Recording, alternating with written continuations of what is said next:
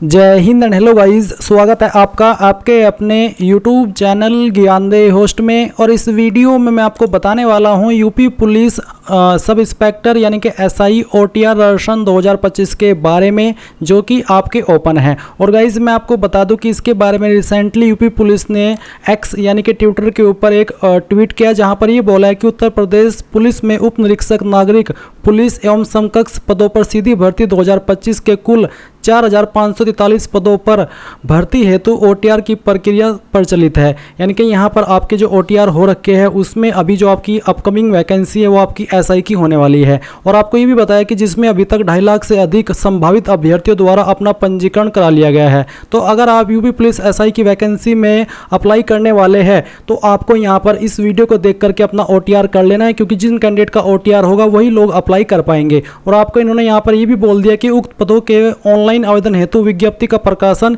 इसी सप्ताह में किया जाएगा। यानी कि आपका ये जो सप्ताह है आज से शुरू हुआ है मंडे से, तो इसी सप्ताह के अंदर आपको बोला है कि आपकी ऑफिशियल नोटिफिकेशन आ जाएगी, जिसमें कि आपकी अप्लाई करने की start date, last date and बाकी की अन्य एलिजिबिलिटी आपको देखने को मिल जाएगी। तो अगर आपने अभी तक इसमें OTR नहीं किया, इस वीडियो को देख करके OTR कर लीजिए। उसके पहले कहना चाहूँगा कि अगर आपने अभी तक वीडियो को लाइक शेयर नहीं किया हो तो कर दीजिएगा, और चैनल को सब्सक्राइब करके बेल आइकन ऑन कर लेना, क्योंकि जैसे ही फॉर्म शुरू होंगे तो फॉर्म फिलअप की वीडियो भी आपको यहाँ पर सबसे पहले मिलने वाली है।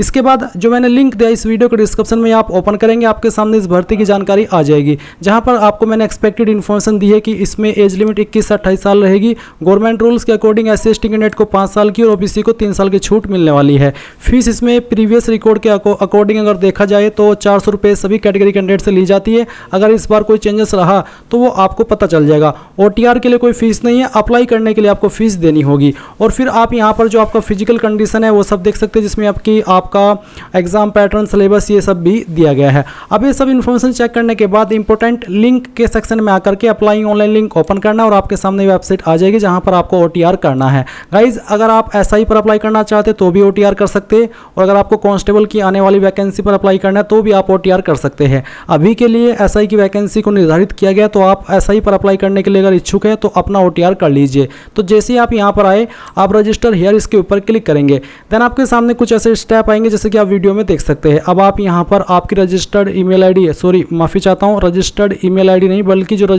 ईमेल आप रजिस्टर करना चाहते हैं वो ईमेल डालिए, क्योंकि अभी तक आपने रजिस्ट्रेशन किया नहीं है। और फिर आप मोबाइल नंबर डालिए, देन आप generate email OTP, generate mobile OTP के ऊपर क्लिक करेंगे तो ईमेल और नंबर दोनों पर OTP जाएगा। ईमेल वाला OTP अगर आपको इनबॉक्स के अंदर न देखने को मिले तो आपको स्पैम फोल्डर चेक कर लेना है, वहाँ पर आपको OTP मिल जाएगा। जैसे ही आपको OTP रिसीव हो जाए तो आप यहाँ पर डालेंगे एंड वेरीफाई एंड प्रोसीड इसके ऊपर क्लिक करेंगे। गाइज जैसे ही आपका OTP वेरिफिकेशन सक्सेसफुल हो जाए तो आप यहाँ पर सत्यापन का पेज देखेंगे, जहाँ पर आपको बोला है कि I confirm that I have completed 18 years of age. तो आप इसके ऊपर टिक कर देना। इसके ऊपर टिक करने के बाद आप नीचे की तरफ आएंगे और यहाँ पर आपके सामने 2 ऑप्शन है, एक है वेरीफाई थ्रू आधार और दूसरा है वेरीफाई थ्रू डिजिलॉकर, या फिर तीसरा है I am not currently registered with Aadhaar और डिजिलॉकर। तो यहाँ पर तीसरा ऑप्शन तभी सेलेक्ट कीजिएगा तब आप रजिस्टर्ड ना हो। बट ये गाइज आपको आधार के थ्रू वेरिफिकेशन करना या फिर डिजिलॉकर के माध्यम से वेरिफिकेशन करना काफ़ी ज़रूरी हो जाता है, क्योंकि आपकी इन्फॉर्मेशन डॉक्यूमेंट वेरिफिकेशन के टाइप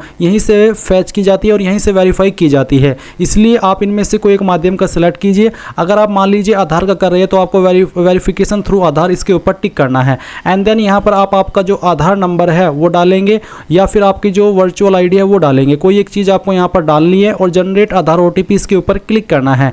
देन गाइज जो नंबर आपका आधार कार्ड के साथ में लिंक है उसके ऊपर एक OTP जाएगा, जो कि आप यहाँ पर डालेंगे और वेरीफाई एंड प्रोसीड इसके ऊपर क्लिक करेंगे। अब आप यहाँ पर देखेंगे आधार सत्यापन हो चुका है। तो आपने यहाँ पर आधार सत्यापन अगर किया है आधार के माध्यम से तो आपकी इन्फॉर्मेशन इस तरह से आ जाएगी, जिसमें कि आपका जो आधार कार्ड के अकॉर्डिंग नाम है वो देखने को मिलेगा, आपकी डेट ऑफ बर्थ और आपका जेंडर। इसके अलावा आप यहाँ पर कुछ अन्य जानकारी भरेंगे। अब मैं यहाँ पर थोड़ी सी बात उन कैंडिडेट के लिए भी कर लेता हूँ जो कि आधार के साथ में सत्यापन न करके डिजिलॉकर के माध्यम से सत्यापन कर रहे हैं, तो उनके सामने किस तरह का इंटरफेस आएगा। इसके लिए गाइज मैं यहाँ पर जो यूपी पुलिस ने डेमो वीडियो डाली है आपके OTR राशन की उसका इस्तेमाल कर रहा हूं, और वो इसलिए क्योंकि मैं बार बार सेम इन्फॉर्मेशन का इस्तेमाल करके जो राशन है OTR है वो नहीं कर सकता, इसलिए मैं इस वीडियो से आपको एक्सप्लेन कर रहा हूं। तो जैसे ही आपका OTP वेरिफिकेशन होता है उसके बाद आपके सामने 3 विकल्प आते हैं, जिसमें से अभी मैंने आपको अगर आप आधार के माध्यम से वेरिफिकेशन कर रहे हैं उसका इस्तेमाल करके दिखाया कि कैसे आपको करना है।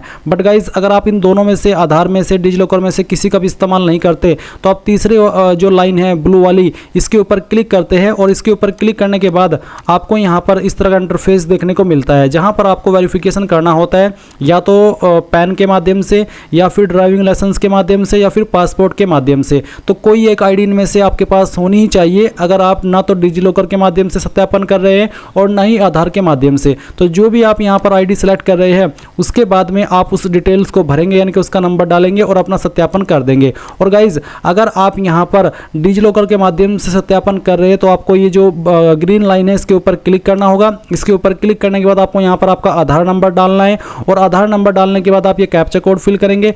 कैप्चा कोड फिल करने के बाद आप नेक्स्ट के ऊपर क्लिक करेंगे।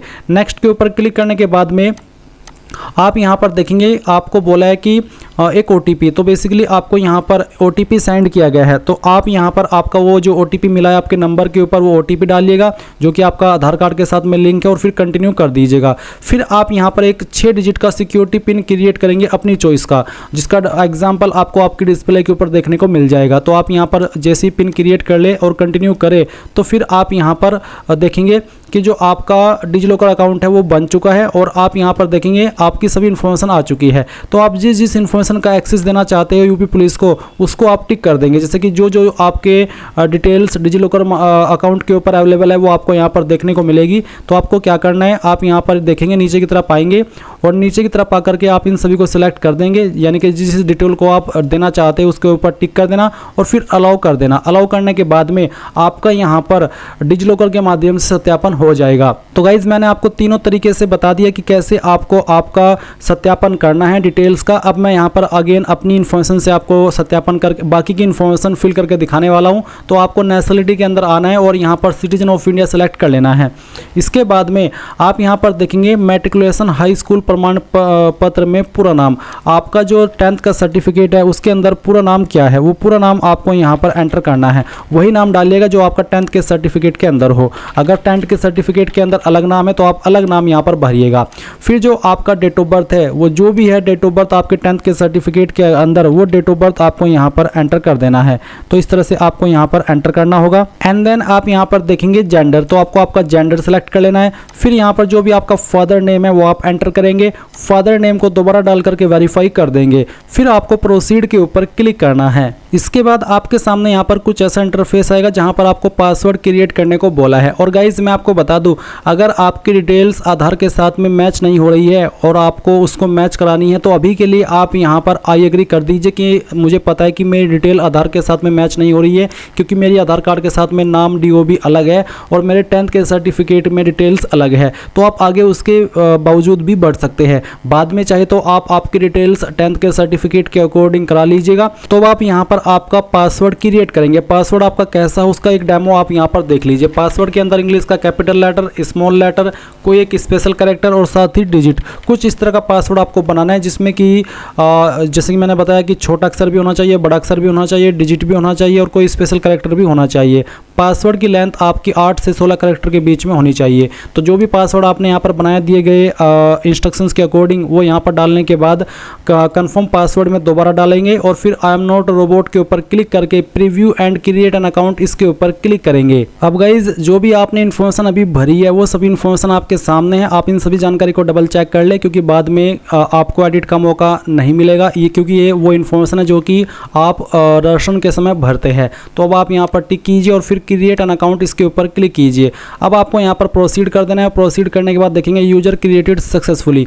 अब आप यहाँ से ओके करेंगे और ओके करने के बाद में आपको यहाँ पर लॉगिन होना है। लॉगिन आप 3 तरीके से हो सकते हैं। एक है लॉगिन विद अकाउंट, दूसरा है लॉगिन विद आधार आईडी और तीसरा है लॉगिन विद डिजिलॉकर। तो जिस भी माध्यम से आपको लॉगिन होना है वही आप सिलेक्ट कर लीजिए। मैंने यहाँ पर लॉगिन विद अकाउंट का ऑप्शन सेलेक्ट किया है, तो मेरे सामने वाला इंटरफेस आया है। आप भी आपकी चॉइस के अकॉर्डिंग जो माध्यम चाहिए वो सिलेक्ट कर सकते हैं लॉगिन होने के लिए। तो अगर आप यही वाला माध्यम सेलेक्ट कर रहे तो आपको आपका रजिस्टर्ड नंबर या ईमेल एड्रेस डालना है और फिर जो पासवर्ड आपने अपनी मर्जी से भी बनाया क्रिएट अकाउंट करते समय वो पासवर्ड आप डालेंगे। फिर आप आई एम नॉट रोबोट के ऊपर क्लिक करेंगे और लॉगिन के ऊपर क्लिक करेंगे। इसके बाद गाइज आप सिलेक्ट करेंगे कि आप किसके ऊपर ओटीपी चाहते हैं लॉगिन होने के लिए, ईमेल या फिर नंबर। तो मैंने यहाँ पर नंबर सेलेक्ट किया, उसके बाद में उसी के ऊपर आपको ओटीपी सेंड किया जाएगा। वो ओटीपी आप यहाँ पर डालिए और लॉगिन के ऊपर क्लिक कीजिए। नाउ गाइज आप यहाँ पर इसमें लॉगिन हो जाएंगे और लॉगिन हो जाने के बाद आपके सामने कुछ ऐसा इंटरफेस आ जाएगा। तो ये आपका OTR कंप्लीट हो चुका है, इसमें आपने कोई फीस पे नहीं की। अब आपके जब SI के फॉर्म शुरुआत होंगे तो आप ऑनलाइन एप्लीकेशन के सेक्शन में आकर के यहाँ से अपना फॉर्म फिल करना स्टार्ट कर देंगे।